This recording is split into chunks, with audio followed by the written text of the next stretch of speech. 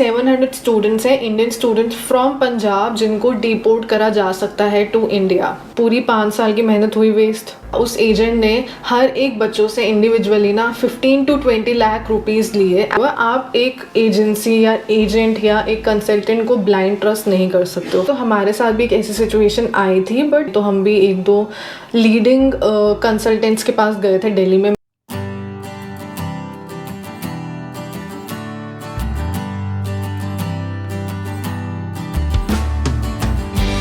Hi guys, welcome back to my channel Sang Stories. I hope you all are doing good. So guys, I don't know आप लोगों को पता है या नहीं पता है, बट कल यहाँ पे कनाडा में on 15th of March news आई कि 700 इंडियन स्टूडेंट्स को कनाडा से डिपोर्ट करा जा सकता है to India. Oh no! So ये बच्चे जो हैं, जो 700 स्टूडेंट्स हैं, ये पंजाब से आए थे, जलंधर सिटी से, थ्रू अ एजेंट। जैसे हम लोग भी जनरली बहुत सारे कंसल्टेंट्स और एजेंट्स को विजिट करते हैं जब भी हम कनाडा आने का सोचते हैं, चाहे हम स्टूडेंट वीज़ा के लिए अप्लाई करना चाहते हो या हमारे केस में हम PR के लिए अप्लाई करना चाहते हो। तो हम भी गए थे बहुत सारे कंसल्टेंट्स के पास, बट ये बच्चे गए थे जिस कंसल्टेंट के पास, तो उन्होंने इन स्टूडेंट्स को फेक ऑफर लेटर दिया हम्बर कॉलेज का, जो कनाडा का एक कॉलेज है, प्राइवेट कॉलेज है हम्बर कॉलेज, उसका फेक ऑफर लेटर प्रोवाइड करा, जिसके बेसिस पर इनको स्टूडेंट वीज़ा मिला। एक तो आई नो बहुत कंफ्यूजिंग साउंड करेगा आप लोगों को, मुझे भी कर रहा है कि यार first of all how is it possible कि 700 बच्चों को एक एजेंट ने फेक ऑफर लेटर कॉलेज का देकर उनको स्टूडेंट वीज़ा भी मिल गया, वो यहाँ पर कनाडा आ भी गए और 2018 में वो लोग यहाँ पर आए। सो सबसे पहले ये बच्चे गए उस एजेंट के पास, ठीक है। उन्होंने उस एजेंट ने XYZ एजेंट जो भी नाम है उसका, उस एजेंट ने हर एक बच्चों से इंडिविजुअली ना 15 to 20 लाख रुपीज़ लिए एज हिज फ़ी, ठीक है, जिसमें उसने पूरी डॉक्यूमेंटेशन, ऑफर लेटर जो भी करा होगा, ठीक है। तो उसके बाद उसने हम्बर कॉलेज का ऑफर लेटर दिखाया बच्चों को, देन फेक फ़ीस की रिसीट दिखाई गई। सो जो भी पूरी वीज़ा वर्क डॉक्यूमेंटेशन थी वो एजेंट ने अपने साइड से नहीं करी, वो स्टूडेंट से ही करवाई और सिग्नेचर हर पेपर में स्टूडेंट का ही था, ठीक है। उसके बाद इन लोगों को इन सब स्टूडेंट्स को वीज़ा अप्रूव हो गया, वीज़ा मिल गया। तो ये लोग 2018 में यहाँ पर आ गए स्टूडेंट वीज़ा पे पढ़ाई करने के लिए। अब ये लोग यहाँ पर आ गए, उसके बाद वो एजेंट का कॉल आया या जो भी कम्युनिकेशन हुई दैट जिस कॉलेज की आपने फ़ीस भरी है, जिस कॉलेज का ऑफर लेटर था हम्बर कॉलेज का, तो वहाँ पर ही सेट कि कुछ वो कोर्स डिसकंटिन्यू कर दिया गया है या फिर नेक्स्ट सेमेस्टर से आप वहाँ पर उस कोर्स को स्टडी कर सकते हो, इस सेमेस्टर में नहीं कर पाओगे, या सीट्स फिल हो चुकी है या वेटिंग है या समथिंग। सो उसने बोला कि आप या तो वेट कर लो या फिर आप किसी और कॉलेज में वहाँ पर जाके एडमिशन ले लो एंड पढ़ाई कर लो आप। तो बच्चों ने जनरली सोचा होगा कि चलो किसी और कॉलेज में एडमिशन ले लेते हैं एंड वहाँ पर हम अपना पढ़ाई स्टार्ट कर देते हैं। तो ऐसे सबने करा एंड एजेंट ने उस कॉलेज की जो भी फ़ीस थी वो भी बच्चों को वापस करी। सो बच्चों के दिमाग में, जो भी स्टूडेंट्स थे उनके दिमाग में भी ऐसा कुछ नहीं आया कि यार कुछ फ्रॉड हो रहा है या कुछ फेक है, क्योंकि फ़ीस भी वापस, पैसे जितने भी थे फ़ीस के वो वापस रिटर्न कर दिए एजेंट ने। तो बच्चों ने अपने अपने जो भी डिफरेंट कॉलेजेस में जो भी कोर्स करने थे वो कर लिए। अपना सबका कोर्स ख़त्म हुआ, उसके बाद वर्क परमिट के लिए अप्लाई करा एंड वो अप्रूव हो गया। उसके बाद they were working for 3 years and मतलब टोटल आई थिंक 5 साल, अप्रॉक्सीमेटली 4-5 साल इन लोगों को यहाँ पर हो गए थे। So this year they were eligible to apply for their PR। तो उन्होंने PR के लिए अप्लाई करा। तो PR में जब भी आप PR के लिए अप्लाई करते हो ना, तो एक बहुत ही डिटेलिंग में आपका बैकग्राउंड चेक होता है, जो कि वर्क परमिट के टाइम पे इतना डिटेलिंग में चेक नहीं होता है। सो PR के टाइम में आपका इंडिया से लेकर कनाडा तक जो भी आपके डॉक्यूमेंटेशंस हैं, डॉक्यूमेंट्स हैं, एक्सपीरियंस लेटर, स्टडी के लिए जो भी आपने स्टडी करी है 10-12, जो भी आपके डॉक्यूमेंट्स हैं, ठीक है, कि कोई पुलिस केस, ये वो बैकग्राउंड चेक करा जाता है प्रॉपर आपकी। So as per CBSA, that is Canadian border service agency, जब उन्होंने पूरी डॉक्यूमेंटेशन चेक करी तो दे रियलाइज कि इन स्टूडेंट्स ने जो डॉक्यूमेंट्स प्रोवाइड करे थे स्टूडेंट वीज़ा के टाइम पे, उसमें जो ये ऑफर लेटर वगैरह था that was completely fake. So इसलिए इनको नोटिस सर्व करा गया कि that they would be deported from Canada to India. So I know it is really heart breaking first of all, क्योंकि मैं स्टूडेंट वीज़ा पे नहीं आई हूँ, तो मुझे डेफिनेटली वो स्टूडेंट का वो वाला एक्सपीरियंस डेफिनेटली नहीं है। But as a PR also in this country I know it takes a lot of hard work, कि आप 4-5 साल से मेहनत कर रहे हो और कोई भी यहाँ पर आता है, ठीक है, specially the students who are coming here, उनका मेन गोल होता है कि पढ़ाई कर लो, जॉब कर लो, लेकिन मेन गोल होता है टू गेट कैनेडियन PR। क्योंकि जब तक आपके पास PR नहीं होती कनाडा में, तो you are just a temporary citizen भी नहीं बोल सकते, you are a temporary visa holder staying in a country working here. आपके पास कुछ परमानेंट यहाँ पे राइट्स नहीं है जो एक PR के पास है या जो एक सिटीज़न के पास है। तो कोई भी स्टूडेंट यहाँ पर आ रहा है, उसका मेन गोल होता है टू गेट PR। तो मतलब सोचो कि वो लोग 2018 में आए थे यहाँ पर, ठीक है, एंड उन्होंने पढ़ाई करी, 15-20 लाख रुपए खर्चे उनके पेरेंट्स ने। उसके बाद उन्होंने पढ़ाई कंप्लीट करी, वर्क परमिट ले लिया, काम करा, उसके बाद PR अप्लाई करने की बारी आई तो ये सब पता चला उनको कि यार फेक था ऑफर लेटर या जो भी था।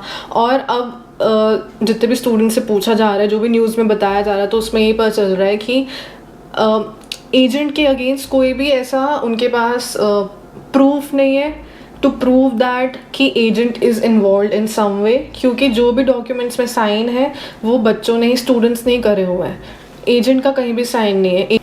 सो मूविंग फॉरवर्ड, अभी जो स्टूडेंट्स हैं they are just stuck here and I don't think so उनके पास कोई वे आउट है। The only way out is that they can file for a case against deportation, that they are not deported back to India. लेकिन वही बात है, first of all lawyers को hire करना, कोर्ट केस फाइट करना, अलग खर्चा आएगा ऑल टुगेदर उसमें। एंड प्लस यू नो इतना इजी नहीं है कि अभी केस फाइल करो और 2-3 महीने में रिजल्ट आ गया। I think it will definitely take around 2 to 3 years आराम से। आई वुड ऑल्सो से कि चलो एजेंट ने तो जो करना था वो करा ही, ऐसे बहुत एजेंट्स हर कंट्री में भरे हुए हैं, क्योंकि end of the day it's business for them, they just want to earn money. तो इस वीडियो बनाने का मेरा जो मोटिव था वो यही था कि you all who are planning to create a future outside of India, चाहे वो कनाडा हो, ऑस्ट्रेलिया हो, न्यूजीलैंड हो या कोई भी XYZ कंट्री हो, you guys should not trust anybody. मतलब एक ब्लाइंड ट्रस्ट करके आप किसी के ऊपर मत चलो, किसी के ऊपर भी। और एजेंट्स तो बहुत दूर की बात है, कंसल्टेंट्स, एजेंट्स सबका बिजनेस है ये, they are just earning money. So अगर मैं अपनी बात करूँ तो हमारे साथ भी एक ऐसी सिचुएशन आई थी, but we were mature enough to handle it, क्योंकि हम इधर उधर हर जगह सबसे बात कर रहे थे। और ऐसा नहीं कि आंख बंद करके बस एक जगह भरोसा कर लिया, साइन कर दिया, कुछ कर दिया, ऐसा नहीं कर रहे थे हम। बट आई रिमेंबर जब हम एक्सप्रेस एंट्री के लिए अप्लाई करा था हमने, तो हम भी 1-2 लीडिंग कंसल्टेंट्स के पास गए थे दिल्ली में। सो मैंने अपनी PR वाली वीडियो में बताया कि हम कंसल्टेंट्स के पास गए थे। एंड यू नो सबके पास आप जाओगे ना तो वो बस बहुत इजीली दिल जस्ट से कि बस ये फीस सबमिट कर दो, आपकी प्रोफाइल अपलोड कर दी जाएगी, एंड आइल्स में इतना लेकर आना है, उसके बाद WAS से आप ये करा लो, and with in a year you will be in Canada, you will get the PR, आपकी फ़ाइल आ जाएगी, आपको PR मिल जाएगा। तो वो लोग तो ऐसे शो करते हैं कि बहुत ईजी है, ठीक है, but and of the day you can't trust them, क्योंकि अगर आप उनके हाथ में नहीं डाल सकते हो, आपको सब कुछ खुद से ही करना है। उनके पास आप जैसे कितने लोग आ रहे होंगे, so it is just business for them. वह आप एक एजेंसी या एजेंट या एक कंसल्टेंट को ब्लाइंड ट्रस्ट नहीं कर सकते हो। But I would just tell you guys कि जो पूरा प्रोसेस है, आप डेफिनेटली गाइडेंस लो फ्रॉम वेरियस कंसल्टेंसी, और कहीं कहीं अच्छी कंसल्टेंसी है, जैसे दिल्ली में आई नो चोपड़ाज है which is a leading consultant students के लिए, तो you can go to them, they will definitely guide you. But अगर वो आपको कोई कॉलेज सजेस्ट कर रहे हैं या कोर्सेज सजेस्ट कर रहे हैं, तो आप उन कॉलेज की वेबसाइट खोलो, यूनिवर्सिटी की वेबसाइट खोलो खुद से, ठीक है, एंड खुद से चेक करो कि इज़ दिस कोर्स अवेलेबल, कितने सेमेस्टर्स का ये कोर्स है, कितनी फ़ीस है पर सेमेस्टर, कब से स्टार्ट है, सीट्स अवेलेबिलिटी कितनी है। और अगर ज़्यादा इन्फॉर्मेशन नहीं मिल रही है वेबसाइट पे, so you can also chat with them. जो यूनिवर्सिटी है, यूनिवर्सिटी से आप चैट भी कर सकते हो या कॉल भी कर सकते हो। Take guidance from people, but अपने हिसाब से चीज़ें करो। अब देखा जाए तो दी स्टूडेंट्स हु केम इन 2018, ठीक है, 5 साल हो गए इनको यहाँ पर आए हुए, मतलब I also came just a year back, और ये लोग तब से हैं यहाँ पे, हार्ड वर्क कर रहे हैं, पढ़ाई करी, पेरेंट्स से दूर रह रहे हैं, काम कर रहे हैं, और अब जब PR लेने की बारी आई, so they don't have their PR, और मतलब अगर डिपोर्ट कर दिया गया उनको, तो उसके बाद नेक्स्ट स्टेप क्या ही करेंगे, पूरी 5 साल की मेहनत हुई वेस्ट। सो एक और पॉइंट है जो मुझे लग रहा है कि ये चीज़ें ना किस केस में होती हैं, जब यू हैव दैट डेस्परेशन कि कनाडा जाना ही जाना है, चाहे सीधे रास्ते से या टेढ़े रास्ते से जाना ही जाना है। तो जब वो डेस्परेशन होती है ना और आप उसके साथ जाते हो किसी एजेंसी के पास या कंसल्टेंट के पास, तो वो इसी चीज़ का मिसयूज़ कर लेते हैं, इसी चीज़ का वो यूज़ कर लेते हैं कि उसको पता है कि आपको किसी भी रास्ते के थ्रू, कैसे भी बाय हुक और बाय क्रूक आपको जाना ही जाना है। तो दे वुड टेल यू कि अच्छा चलो इतने पैसे पे कर दो, 15-20 लाख, 10 लाख, 8 लाख, और हम करा देंगे। वो तो करा देंगे, फंसोगे आप बाद में, जैसे ये बच्चे फंसे हुए हैं अभी। प्रोवाइड जेन्युइन डॉक्यूमेंट्स, जो भी आपके स्टडी के, वर्क एक्सपीरियंस के जेन्युइन डॉक्यूमेंट्स हैं वही दिखाओ, वही अप्लाई करो, ठीक है। अगर कनाडा नहीं हो पा रहा है सो और भी कंट्रीज़ हैं। कनाडा में फूल नहीं लगे हुए हैं, कनाडा में सोना नहीं है कनाडा में ऐसे कोई अलग से डॉलर्स नहीं मिल रहे हैं, कनाडा में ऐसा कोई फूल नहीं बरसाए जा रहे हैं आप लोगों के ऊपर। तो और भी कंट्रीज़ हैं, बट कुछ भी फेक डॉक्यूमेंट्स दिखा के मत आना, ठीक है। And whenever you are going to a agency, open mind के साथ जाओ, आँख बंद करके ब्लाइंड ट्रस्ट मत करो किसी के ऊपर। That is what I would say.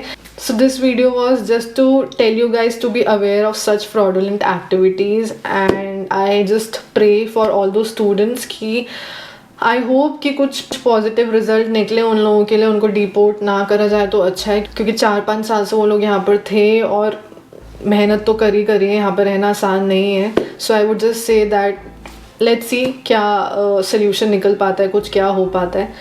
So hoping for the best, but be aware of such agents and agencies. I'll see you in my next video. Till then, bye.